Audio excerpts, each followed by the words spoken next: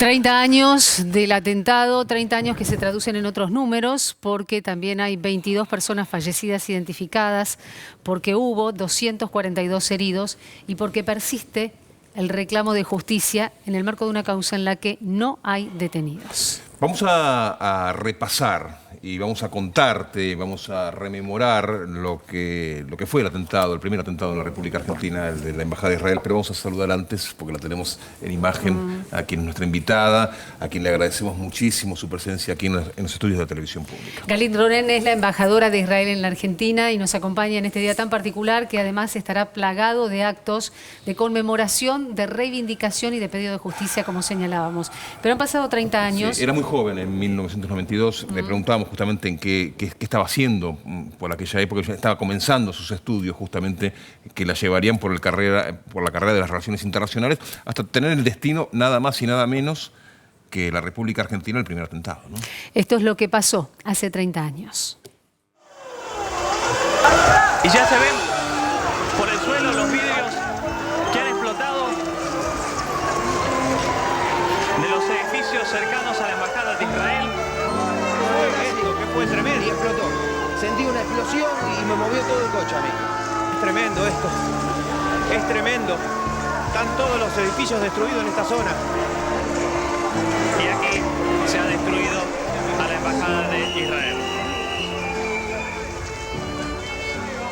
Soy Augusto Mustafa, familiar de Mausi Fres Meyer, víctima del atentado a la Embajada de Israel. Ella vivía en una pensión enfrente de la embajada y junto con el impacto fue la onda expansiva la retuvo, digamos. Soy Daniela Grimberg, sobrina de Víctor Nissenbaum, sobreviviente al atentado de la Embajada de Israel en Argentina. Cuando pasó todo esto, él estaba acá, trabajaba para seguridad en la Embajada de Israel. Habían ido a hacer una recorrida, pasada el mediodía. Bueno, explotó la embajada. Andate para acá, andate que vas a...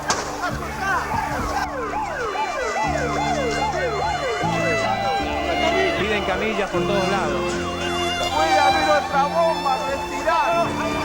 Hay columnas completas que se han caído, techos que se han caído. El atentado fue el 17 de marzo de 1992. Yo nací el 16 de julio de 1992 y llevo el nombre Augusto justamente en conmemoración al padre de Mausi, que ella amaba, y en conmemoración a ella llevo el nombre. Yo no había nacido, mi mamá estaba embarazada, que es su hermana, estaba embarazada de mí. Él lo contó. Por varios años yo tenía quizás la versión de un poco de mi mamá, nunca lo había escuchado en primera persona de él, hasta hace unos años, 5 o 6 años, que lo contó toda su historia y ahí yo también me enteré. No tuve la suerte de conocerla, pero me llegaron un montón de historias a través de mi madre, sobre todo, que para ella era su abuela incondicional y tenía una excelente relación.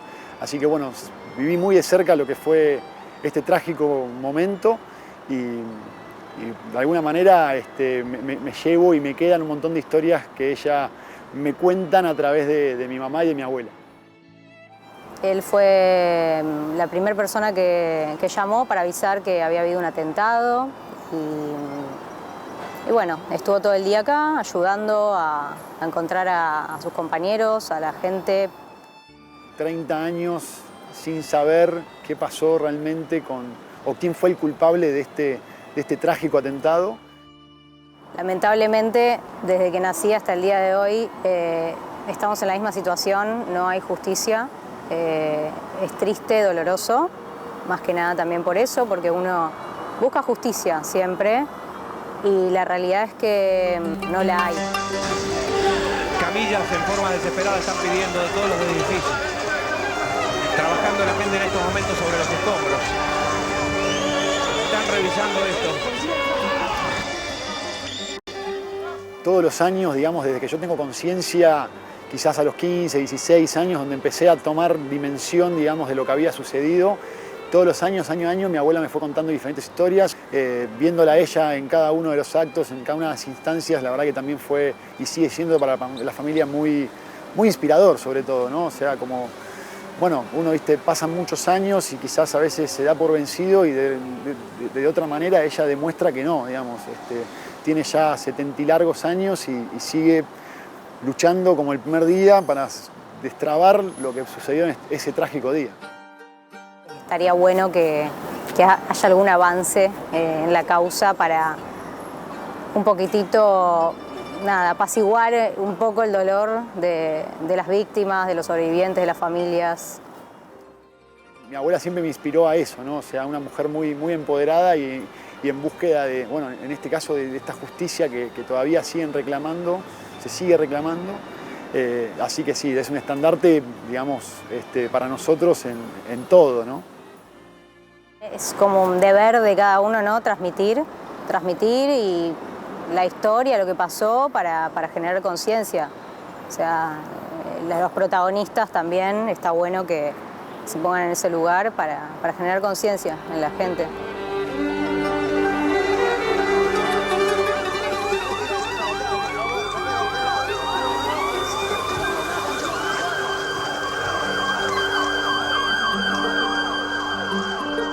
Impacta, ¿eh? Qué recuerdo tan presente para muchos de los que sabemos lo que pasó, de los que vimos lo que pasó, pero también qué recuerdo que se transforma en algo nuevo para aquellas generaciones que, como estos jóvenes, bisnietos, nietos, conocen lo que sucedió a través del testimonio de sus familiares, de las víctimas, de los sobrevivientes, pero de esta manera ratifican lo que ha sido esa masacre, ese atentado ocurrido contra la Embajada de Israel. ¿No? Que pasó tanto tiempo y siguen en la más absoluta impunidad, ¿no? O sea, eso es... cuando tantas veces te mostramos temas a diario de situaciones de inseguridad y las familias salen a reclamar justicia, ponete en el lugar de estas familias que también reclaman lo mismo, justicia, en un tema que recorrió el mundo y la justicia nunca llegó. Por eso a Galit Ronen, que es la embajadora de Israel en la Argentina, comenzamos preguntándole, uno de los testimonios decía que no hay responsables. ¿No hay responsables? Claro que hay responsables. Y no solo sabemos quiénes son. Ellos tienen nombre y apellido. Su nombre es Hezbollah, su apellido es Irán. Es claramente hasta que la Corte Suprema de la Argentina está mencionando que Hezbollah está el culpable y Hezbollah mismo tomó la responsabilidad de este atentado y también de 2 años más tarde hubo otro atentado aquí en suelo argentino, en la AMIA. Entonces hay un claro responsable, que es Hezbollah, que es una herramienta de Irán. Sabemos que atrás está Irán. Uno supone que por aquellos años, en el 92, Argentina estrenaba lamentablemente su presencia con un atentado de estas características. En el país no los reconocíamos sí atentados que tenían que ver con cuestiones internas dentro del país, pero no uno de características inspirado, planificado desde el exterior y ejecutado en Argentina contra los argentinos, porque es siempre... Es contra, no, sin duda, contra los argentinos. Los atentados, los 2 que estaban aquí, son contra la Argentina. Contra la Argentina. Yo voy a aprovechar del hecho que ustedes tienen aquí el foto del menorá que está atrás. Sí, estamos viendo, mira, está en pantalla. Qué bien, Contale a la gente qué le querés contar. Este menorá, ese sobrevivió, es una foto del día del atentado. Este es el símbolo del Estado de Israel. Hoy en día, este menorá está en la entrada de la embajada. Cualquier persona que entra en la embajada vea este menorá, que para mí no solo simboliza mi país que represento aquí, tan orgulloso, sino sobrevivió este atentado y el Estado de Israel sobrevivió muchos atentados y va a sobrevivir, porque estamos aquí para eso. Galit, hace 30 años que la palabra que aparece de manera permanente es justicia.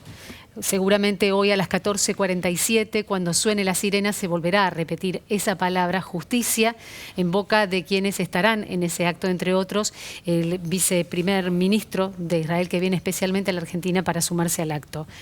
¿Qué piensan de la justicia? ¿Qué piensan de lo que ha sucedido con la causa en la Corte Suprema de Justicia de la Nación? Porque no hay detenidos. No hay detenidos. Esperamos, como siempre dicen, la esperanza es la última a morir.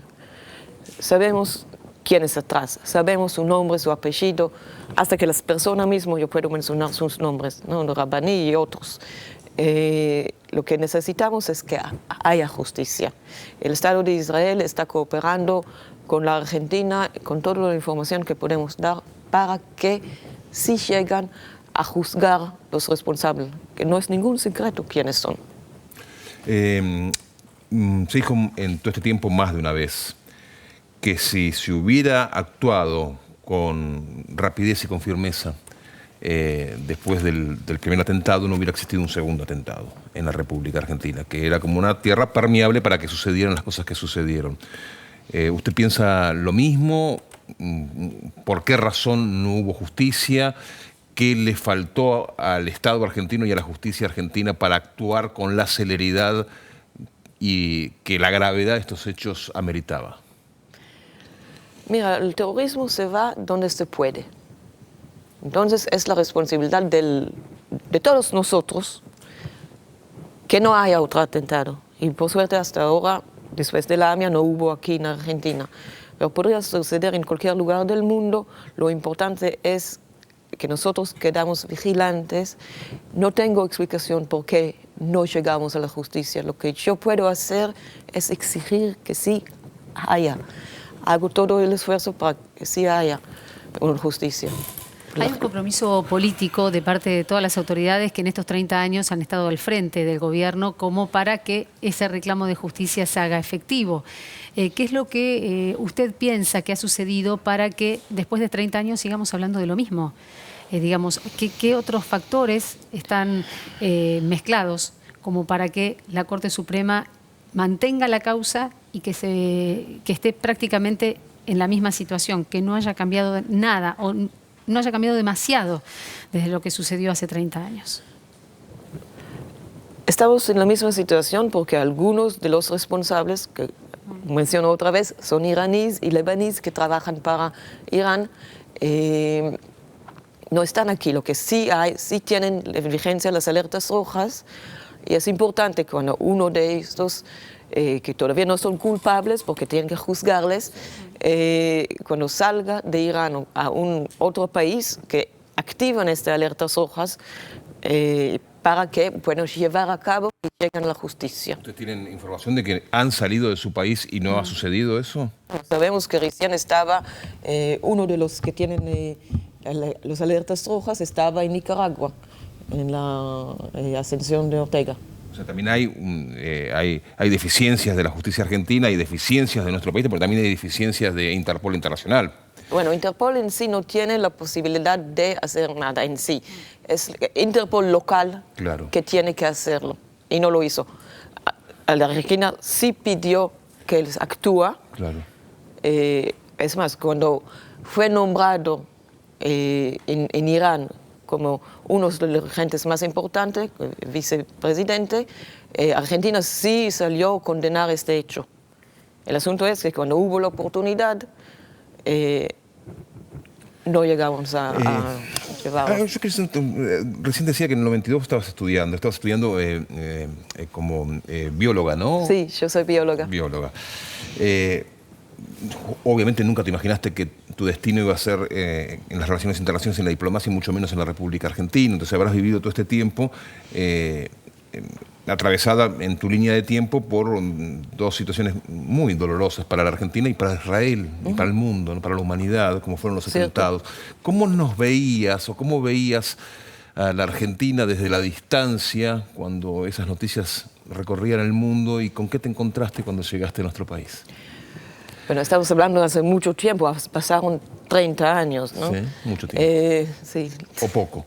Bueno, depende cómo uno lo toma, pero sí, pasó mucho tiempo. Mira, el primer atentado, la verdad, que es contra la embajada que estamos hoy recordando, yo de hecho no recuerdo el momento que me contaron porque era muy joven. Muy joven. Ni sé si estuve en Israel o estuve en el extranjero, siendo como mochilera. Recorriendo el mundo. Recorriendo el mundo. La segunda, sí recuerdo, todavía no estaba para entrar en la Cancillería, todavía no entré. Y lo primero que pensé cuando era el atentado contra la AMIA fue, no, otra vez, ¿cómo fue? Esta fue la primera que pensó. Por eso digo que cuando sabemos, repito el mensaje de antes, ¿no? Que cuando sabemos quiénes son los terroristas, sabemos que Irán está atrás de no podemos seguir hablando con Irán en Viena, con los poderes del mundo, llegar a un acuerdo internacional sobre armas nucleares, cuando sabemos que este país, cuando se podría, actúa en forma terrorista. Imagínate que tienen armas nucleares. ¿Qué podría pasar? Sería, no sé, la palabra desastre no es suficiente. Sería terrible. Galit, este año, después de lo que ha significado la pandemia, el acto por los 30 años del atentado a la embajada será nuevamente de forma presencial con estas visitas, el viceprimer ministro y ministro de Justicia, Gideon Sa'ar, que viene a la Argentina. Consultarte cómo será ese acto puntualmente, qué pasará a partir de las 14:45 cuando allí en Arroyo y Suipacha se vuelva a escuchar la sirena. ¿En qué consistirán los discursos del día de hoy? Los demás discursos son de responsabilidad de cada uno. Pero yo te cuento que yo llegué aquí en agosto de 2019 y de verdad hizo un acto chiquito en la Plaza Seca al día siguiente que presenté mis credenciales, porque pensaba que ningún embajador o embajadora de Israel no podría comenzar su misión sin rendir homenaje a las víctimas. No queremos que en aquel momento era septiembre 19, hicimos algo chiquito porque no queremos que sea una competencia al acto central que siempre está el 17 de marzo. Y me acompañó aquel entonces el canciller Fouari, y me acompañaron varios dirigentes de la colectividad y otras personas. Y suerte que lo hicimos porque fue lo último por la pandemia que hicimos presencial. Entonces, por lo cual estoy muy emocionada de que va a venir, porque estar frente al que me dicen que son multitudes, hablar del dolor, de la memoria, hablar también de la verdad que hablamos, que es Irán y Hezbollah, y pedir justicia. Y en estos tiempos, además de guerra, ¿no? Sí. Se mezcla todo, ¿no? Se mezcla todo, pero para mí, estar allá con también llegaron con Gideon Sa'ar, con el viceprimer ministro, ministros de justicia, llegaron familiares desde Israel, de las víctimas, o sobrevivientes también algunos. Entonces, ayer lo tuve en mi casa y hablamos un poco de sus recuerdos, cómo se fue. Muchos hablan de los segundos después del atentado que hubo un silencio feroz. Que tenemos que lanzar nuestras voces para no quedar con silencio, para que sí llegamos a la justicia. Ocurrió un día como cualquier día. Lamentablemente estamos hablando de este atentado a la Embajada de Israel y nos quedamos con esa frase porque en el acto de hoy, y para el acto de hoy, un músico como Alejandro Lerner, muy respetuoso, compuso una canción para recordar a las víctimas. Reiteramos, 22 víctimas identificadas, 242 personas heridas, y para que esta memoria no se pierda, para que persista. Gracias, Galit. Gracias. Un cariño grande, ¿eh? Gracias. Bueno, espero que cada recuerdo de los que ya no volverán, porque el dolor aún no se ha ido, porque no dejo de extrañar. Y aunque el camino se haga eterno, nunca los vamos a olvidar. Y aunque el camino se haga eterno, nunca los vamos a olvidar.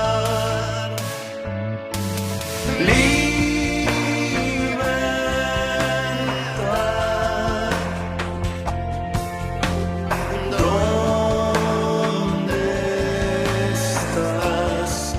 Somos muchos esperando que un día sea realidad, que la luz de la justicia nos acerque a la verdad.